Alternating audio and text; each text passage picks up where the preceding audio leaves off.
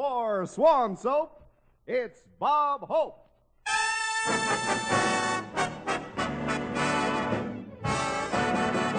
With Doris Day, Jack Kirkwood, Irene Ryan, yours truly, Hy Averback, Les Brown and his band of renown, and our special guest, Rhonda Fleming. And here he is, Rudolph, the swan-nosed reindeer, Bob Hope.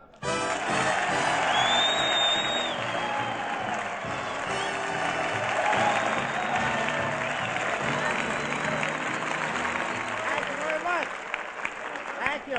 How do you do, ladies and gentlemen? This is Bob welcoming the Ohio State football team, Hope, telling you fine athletes to use Swan soap in your showers. You'll be so fragrant in the Rose Bowl, you'll confuse the opposing powers. And before the California team makes a tackle, they'll say, pardon me, you one of the players or one of the flowers? Yes, sir, we have the Ohio State football team in the audience tonight. The NBC ushers got scared when they saw all those big husky bruisers walk in. They thought it was another raid by CBS. And there was really excitement when the Ohio State boys started tearing down all the signs in the lobby. They thought the NBC stood for Nothing Beats California.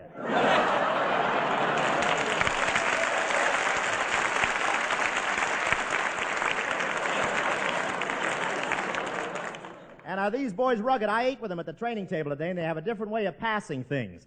You're now looking at the fool who asked for the gravy.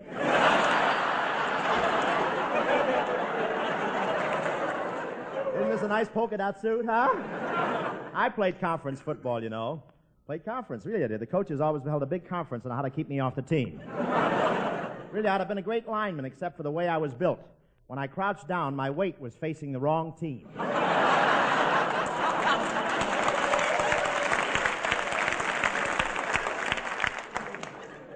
The Ohio coach, Wes Fessler, came prepared for his visit to California. He made all the fellas bring overcoats, raincoats, sunsuits, snowsuits, and diving helmets. But we fooled them. They were here 4 hours, and they ran out of clothes.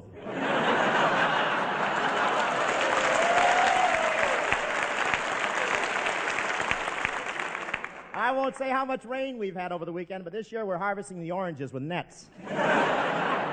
Things were really floating around here over the weekend. I drove to the Coliseum Sunday to see a football game. When I got there, I parked in my own garage.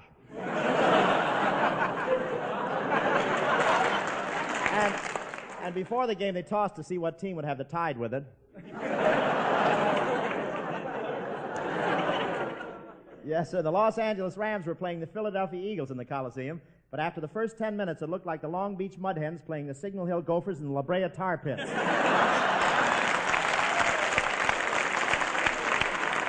The whole thing looked like a taffy pull in a coal mine. I've never seen anything like it.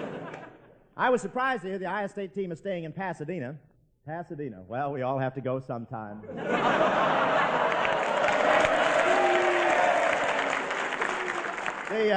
The coach wanted these boys to get lots of rest, and Pasadena doesn't allow any noise at all over there. They arrested a bellboy at one Pasadena hotel for disturbing the peace. He served an Alka-Seltzer without a silencer. And if you take an Alka-Seltzer in Pasadena, you have to go to Glendale to burp. What a ritzy town. They stop you at the city limits and make you exhale your smog. They're very snobbish in Pasadena. They believe if you don't live a good life, when you die, you go to Los Angeles. You know, I'm talking pretty fresh about Pasadena for a guy who needs tickets to the Rose Bowl. Those tickets are harder to get right now than a bath in New York. It's pretty hard to convince Californians that there's a water shortage in New York, but there is. It's so dry there, I got a letter from New York yesterday, and the stamp was pinned on the envelope.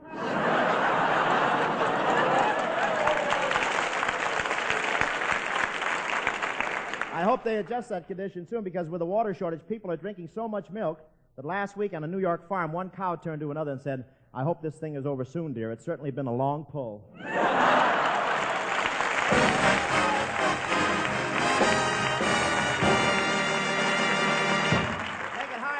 You know, ladies, taking a bath should be more than just a means of getting clean. A bath should be an invigorating experience that leaves you looking your best and feeling as good as you look.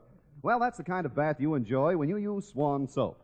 For Swan's wonderful free sudsing action whips up an ocean of rich, creamy lather that caresses your skin, brings out your loveliest you, and leaves your face, hands, and body feeling relaxed and refreshed.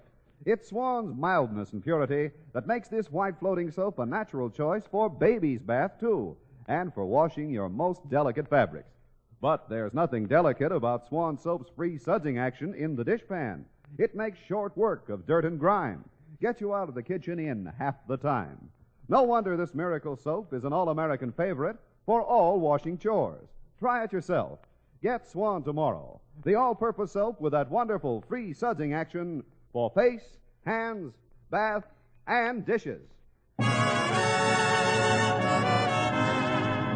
and gentlemen, one of the big thrills in making Paramount's new picture, The Great Lover, was the privilege of playing opposite one of the screen's newest and loveliest stars. And here she is, that gorgeous atomic redhead, Miss Rhonda Fleming.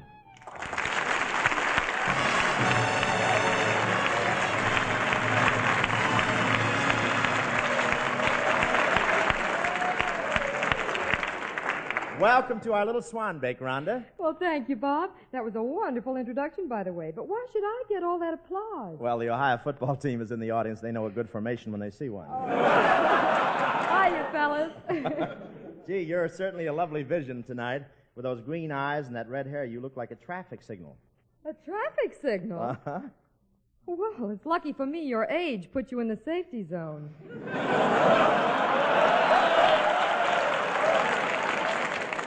Rhonda, we could go further, you know. Later, Bob. Rhonda, that's not gray in my hair. It's frost. I forgot to wear my smudge pot earrings last night. Rhonda, I haven't seen you since we whipped up The Great Lover. By the way, you know how Paramount happened to choose me to play The Great Lover, don't you? The economy wave? Please, girl, name one actor who could have played the part better than I did. Well, let's see. There's Van Johnson. Van Johnson, you mean the pumped-up Mickey Rooney? Look, Rhonda, I don't want to disillusion you, but Van Johnson's a big fake. Even his freckles are phony. Oh, you mean those freckles aren't real? No, MGM sprays ketchup at him through a screen door. That takes care of him. Next. Well, then what about a more mature actor like Charles Boyer? All women are crazy about him. His voice is so soft and muffled. Yeah, my voice would be soft and muffled, too, if I strained it through my eyelashes. Next. Oh, you can't discourage me, Bob. There's lots of actors who could have played The Great Lover. For instance, what about Cary Grant? Yeah, what about old Notch Chin?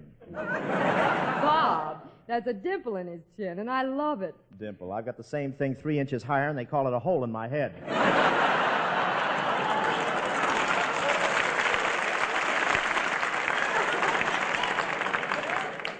But honestly, Bob, making the picture was lots of fun. And I especially enjoyed the song number we did together. Yeah, hey, while you're here, why don't we knock out a quick chorus of Lucky Us with scenes to match? All right. I always wondered what happened to that couple in the song. Just a bungalow for two, so right for each other. We won't need a view, we'll see one another. No glamour around us. But aren't you glad we found us, gee? Lucky us. Imagine, Robert, we're actually married at last. Yeah, and wasn't it a wonderful honeymoon? Mm-hmm. But I still think we should have gone together.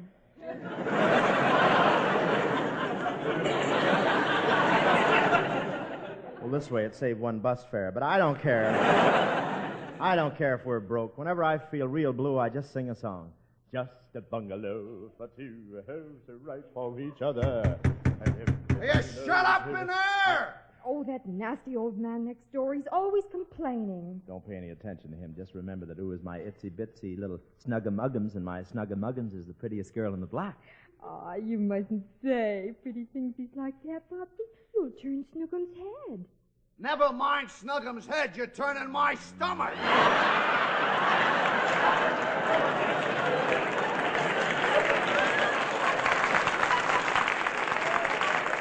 Darn him, he gets me all confused. Robert, what are you doing? Well, I didn't want to show you till I finished. Come on now. What are you doing? Oh, I'm sewing little things. Robert, you didn't tell me. Well, I wanted it to be a surprise. I'm making a shower curtain for the Canary's bird bath. Oh, how cute. How about giving me a kiss? Okay, we'll handle this, kid. Don't worry. Okay. Here, now, you give it back. All right, there. Got it? Uh-huh. Now, I'll give it back to you. No, I'll give it back to you. Then I'll give it back to you. I'll wait for a fumble if it takes all night.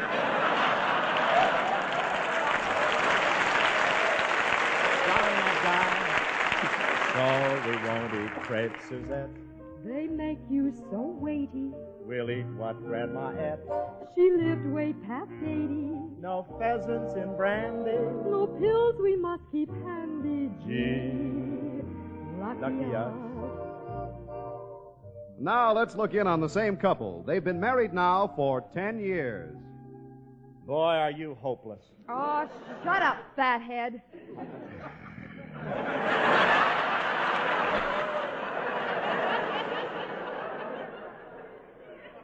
Pretty vicious reading, I thought. 10 years we've been married, and you ain't learned to cook yet. What happened to the sardines tonight? Well, how should I know? When I got ready to serve them, all I did was pour something over them called vodka. Yeah, I wondered why they were whipping each other with a celery and yelling, "Mule train!"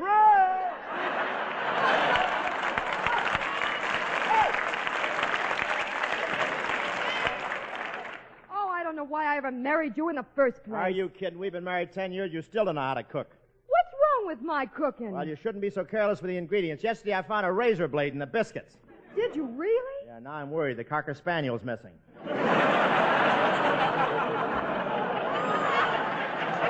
I wonder what could have happened to him. I don't know, but my birthday cake had a cold nose. Well, what are you complaining about? Back about. What are you complaining about? My marriage has really been a disappointment. It has, huh? Yes, it has. I always look forward to an addition in the family. I dreamed of sitting in the evening and listening to soft gurgling in the next room. You've got it. Your old lady's in there hitting the bottle again. There'll be socks and things to mend. I'll keep you in stitches. Time is all we'll spend. With us, time is riches. Oh, Mother, we've been married 50 years this week. I know it, Robert. Remember our first anniversary? Yes. We danced till dawn. We sure did. You put the anniversary waltz in the phonograph, and I cranked it up. That's right. Do you feel like dancing now? Yeah, but tonight you'll have to crank me up. Well, you are beginning to look kind of ancient. I noticed lately your bones are cracking up a bit. Yeah, they sure are cracking. Getting so I can't tell whether it's my Rice Krispies acting up or me sitting down. Gosh, Pa, you're not as lively as you used to be. Whatever happened to your get up and go? It went, and it ain't come back yet.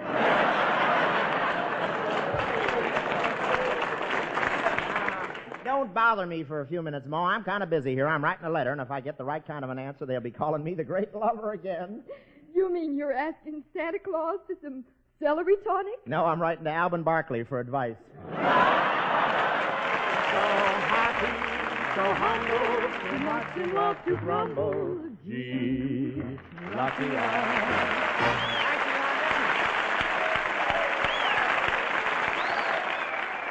Swan wrappers from America mean soap for Europe's needy. Only 11 more Care Swan days left. Send your Swan wrappers to Care, Boston 1, Massachusetts. Friends, tonight we have a message from two of baseball's all-time greats, voted this year's most valuable players in the major leagues, Jackie Robinson and Ted Williams. Here's Ted Williams from Boston.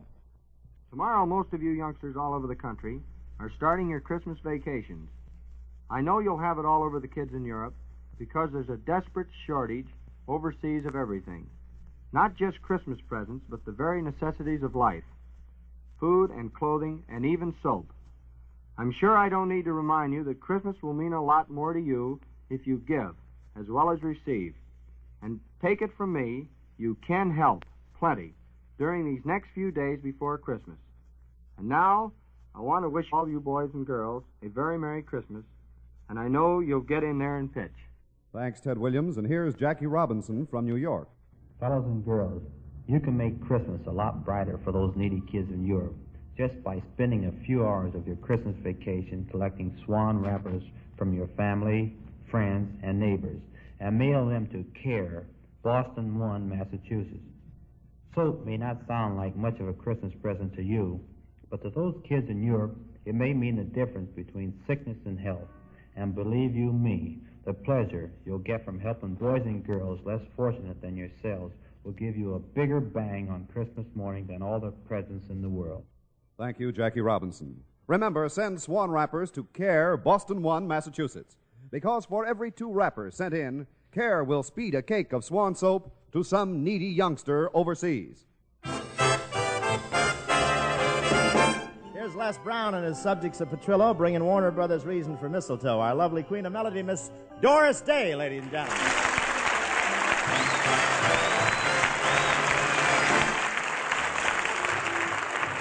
Here comes Santa Claus, right down Santa Claus Lane. Vixen, a Blitzen, and all his reindeer are pulling on the rein. Bells are ringing, children singing, all is merry and bright.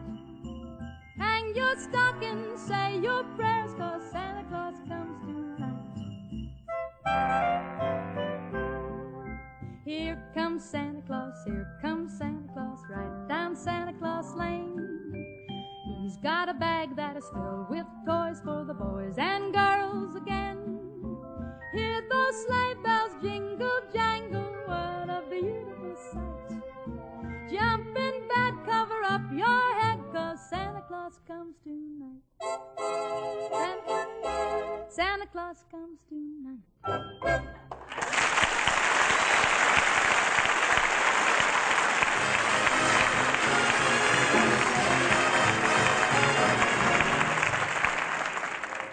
Ladies and gentlemen, there are only 4 more shopping days until Christmas. As usual, Bob Hope neglected to do all his Christmas shopping. So we find him now walking along Hollywood Boulevard, making his way through the crowds.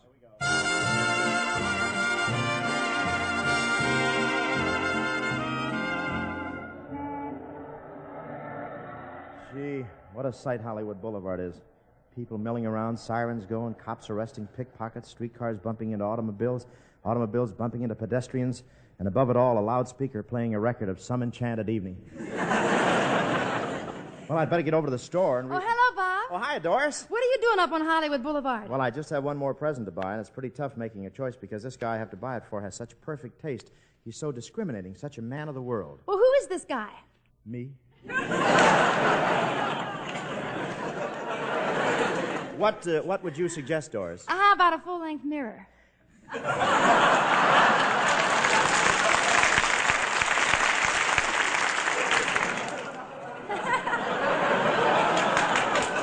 We'll cue you when we want you, you know.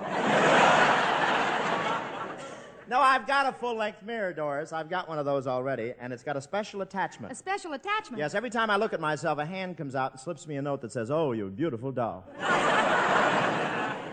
You know, Bob, I don't know what to get you for Christmas. Well, Doris, I don't want to seem ungrateful, but please don't give me a present this year that you've knitted. You know how you get carried away when you start knitting.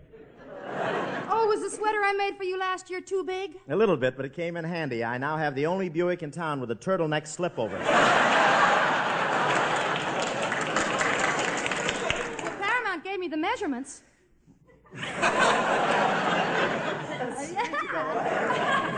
Gets a laugh at a straight line. Go ahead, it's all right. Don't let it go to your next line. It's all right, honey. You know, Bob, I'll bet everybody has a gift problem. I wonder what all these people on Hollywood Boulevard are buying. Well, it ought to be easy enough to find out. I'll just ask a few of them. Maybe you'd like to interview me, young man. Well, how about this? How about this? Now they're devaluating people. Well, maybe you can help me, sir. I'm trying to find out what sort of gifts people are buying up here on Hollywood Boulevard. Well, I'm trying to buy something for my wife, Maggie, and she's such a problem. Well, why is that? She weighs 370 pounds and has 4 chins. Oh, our married life isn't very happy. Why not? I never see Maggie alone. Well, what are you going to buy your wife? Oh, dear, I just don't know what to get her. Last year, I bought her a bathing suit, but she didn't look very good in it. Because she's so heavy? No, it's on account of her tattoos. You married a tattoo woman? Yes, I had to. I couldn't afford a television set.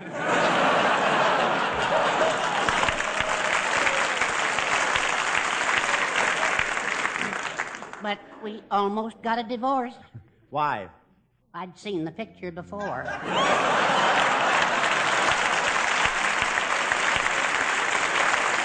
Well, thanks very much.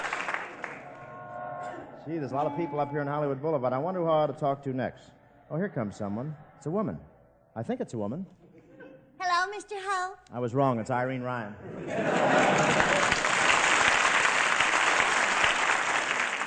Are you up here buying Christmas presents, Miss Ryan? Yes, I just came out of the Broadway Hollywood, and it was so terribly crowded that I got shoved along into the furniture department, and a terrible thing happened. What's that? Before I knew it, I'd been gift-wrapped and sent to a family in Glendale as an early American coffee table. Well, there is a resemblance. You both have knotty pine legs. I know. Aren't they sporty?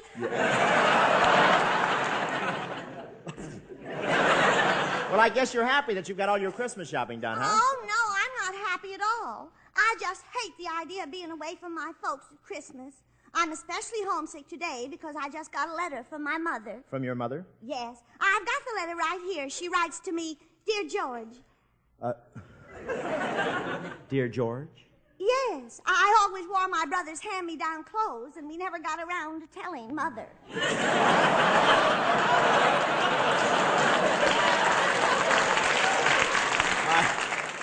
I wondered why you were wearing spats. Oh, but I don't look like a man now, do I? No, I think you look gorgeous, George. Say,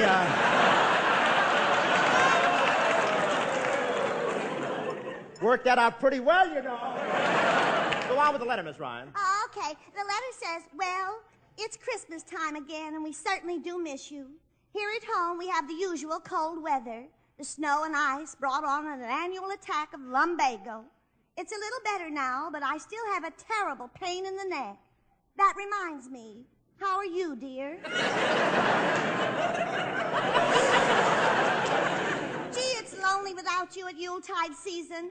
Last night, your father and I sat in the living room staring at your vacant chair. Then we got out the family album and looked at all the pictures of you. I think we were better off staring at the vacant chair. We would like to see you soon, dear. Your room is exactly the way you left it. We sure wish you'd come home and clean it up. Well, goodbye, Mr. Hope. Goodbye, Miss Ryan.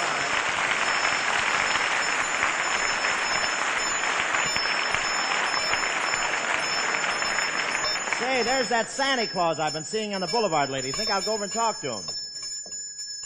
Oh, hiya, Sandy. What's the good word? Put something in the pot, boy.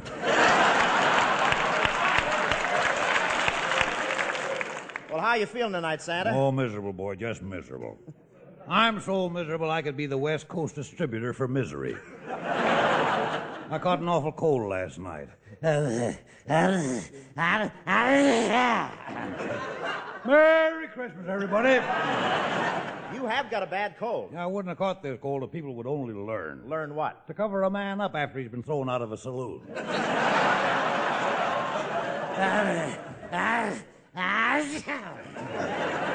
Should have worn my windshield wipers.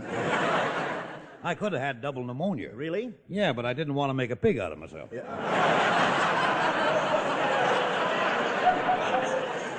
Come on, put something in the pot, boy. Well, what are you doing for your cold, Santa? I was going to buy some cough drops, but they cost a lot of money, and I was going to buy some bromoquinine, but I didn't want to spend the money for that either. You know, there's a lot of scotch in you. Well, don't stand so close to me. You won't notice it.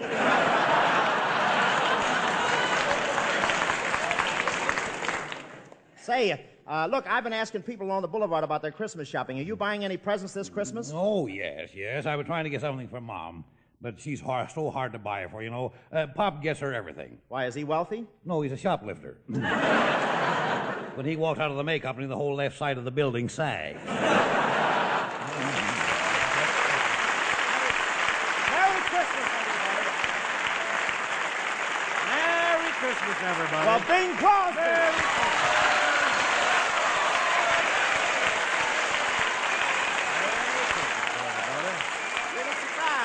Listen to that.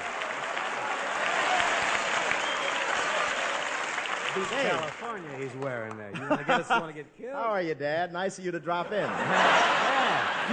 Well, I was listening to the show outside there, Bob, and I knew you'd have some time to spare, so I thought I'd fill in the gap, you know? You've not only filled it, you're overflowing. Well, of course, this is the time of the year when people drop in on people, and you are people, aren't you? I don't tell. The insults I have to take to get a free guest star. What's that, Robin? Just open your mouth and let's have it, Dad. Silent night, holy night, all is calm, all is bright, round yon virgin, mother and child, holy infant, so tender and mild, sleep in heavenly peace, sleep in heavenly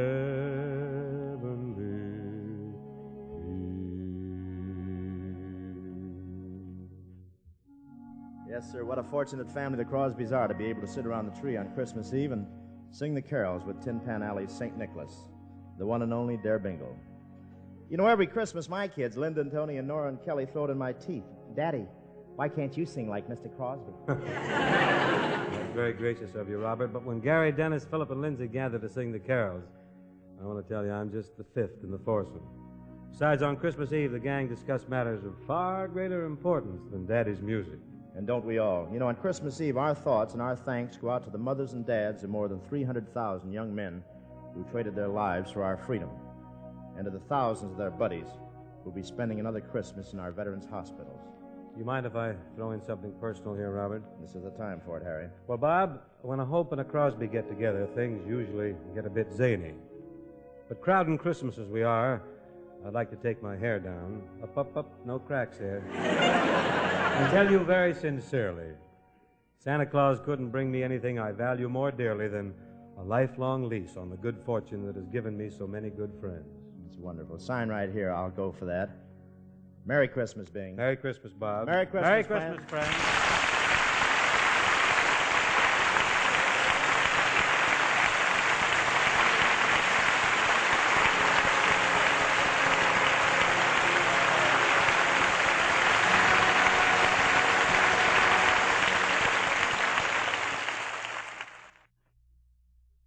Are you that girl everyone's raving about? She found her own rave number on the dial-a-wave chart. Now she's my number one rave. She's my sweet, sweetheart. Rave and only Rave Home Permanent brings you the easy-to-use dial-a-wave chart to end guesswork in home waving.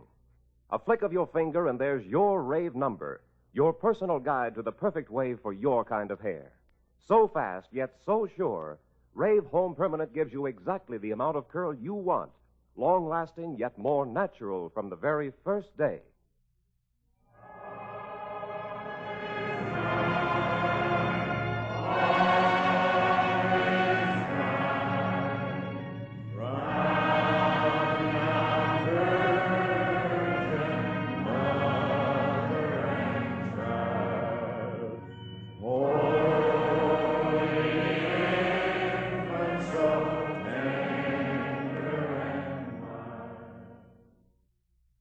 Coming up, it's Fibber McGee and Molly on NBC.